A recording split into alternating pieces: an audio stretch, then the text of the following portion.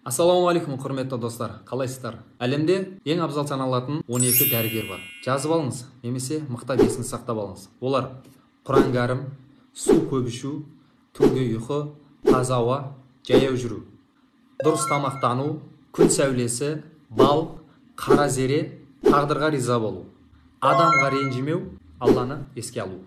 Енді осылардың әрқайсысына жеке-жеке тоқтала кетсек. Ең бірінші Құран кәрім.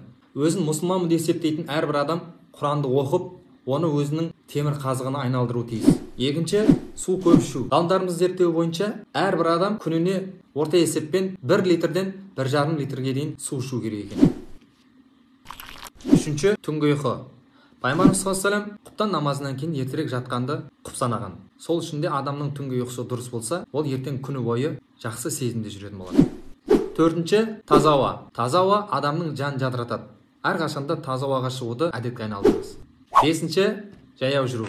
Күніне 30 минут жаяу жүруді өзіңізге әдетке айналдырып алыңыз. Алтыншы, дұрыс тамақтану. Қазақта ауру астан деген сөз бар. Дұрыс тамақтану денсаулығыңыздың кепілі. Жетінші, күн сәулесі. Күн сәулесінде адамның денсаулығына керекті қаншама энергиялар бар. Сегізінші, бал. Бұл балда адам денсаулығына қаншама керекті витаминдер бар. Тоғызыншы, қара зере майы. Яғни өзім пайдаланып ішіп жүрген әл-хаят қара зере майы. Пайғамбар саллаллаху алейхи ва саллям өзінің бір хадисінде айтады, қара зерені пайдаланыңдар, бұда өлімнен басқаның бәріне ем бар деген. 10-шы, тағдырға риза болу. 11-ші, адамға ренжімеу.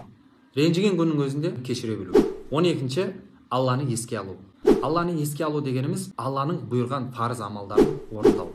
Құрметті достар, осы айтылған 12 насихатты өзіңізге үнемі пайдаланып жүрсеңіз, денсаулығыңыз Алла қаласа жақсы болады. Мен айтар едім, бұның барлығы дәрі, ал дәрігер Алла.